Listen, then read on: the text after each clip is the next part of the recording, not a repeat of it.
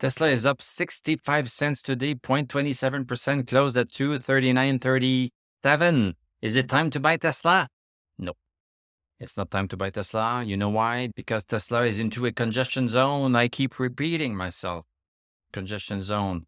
We have sellers right here, we have buyers right here, and the stock price is just stuck between these two numbers. Once we break above 250.69 or below 226.85, then this is going to mean that there's a step change and there's a war that is being won. The tug of war is being won by either side, and then we can act.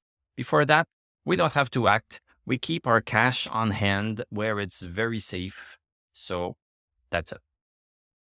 Is Tesla going to close higher than 250.69? Nobody knows. Nobody knows this. Nobody can predict what is going to happen. But as it happens, we can act on it. And this is what we do on this channel. Let's take a look at the VIX to understand the overall market. VIX is pretty much even Steven with a very low VIX. So this is helping the stock market. The 10-year bond is going down also. This is helping the stock market. USDX, this is going higher. So this is not helping that much. But we should not worry too much because we don't have stochastic over 60. Stochastic is at 48. When you have stochastic at 48, below 60, don't believe any move up that any indicator, indices, index, stock do. And until we break 103,580 right here, until we break 60 on the stochastic, this move is just noise. Let's look at our EV stocks a little bit. Okay, now we are having some movement right here. Contrary to what I've been talking about with Tesla, here we just broke the congestion zone.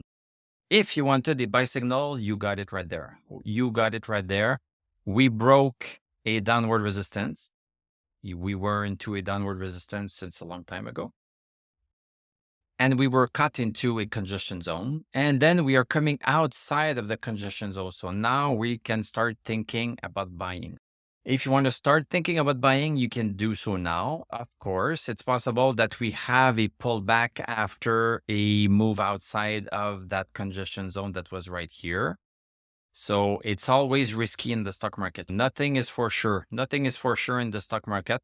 If you are a little bit more afraid, wait for 1876. 1876, we have a little bit of resistance right there. So you can try right now. If you want to be safer, wait until 1876. And in all cases, use a stop loss that is not too far away from where you entered in case we have a big reversal.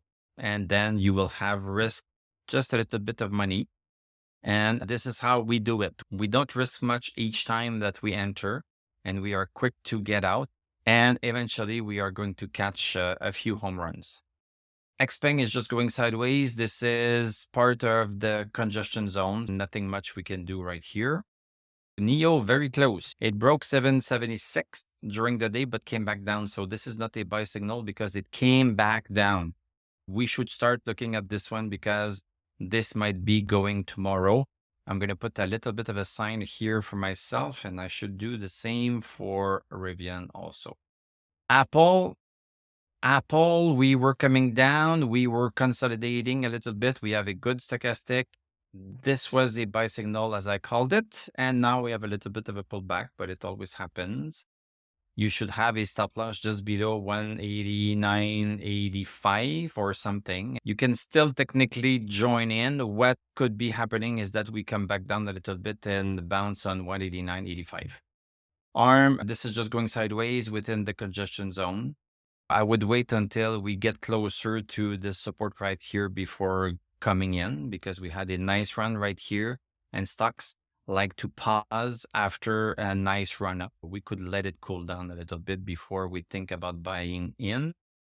Palantir, the same thing is happening with Palantir. This is the bullish channel. It is coming back on support. So right now, if we see it start to come back up, 1842 bouncing on this is going to time to get back in.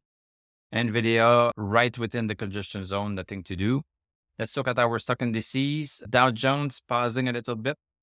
Nothing to see here. S&P 500 pausing also a little bit.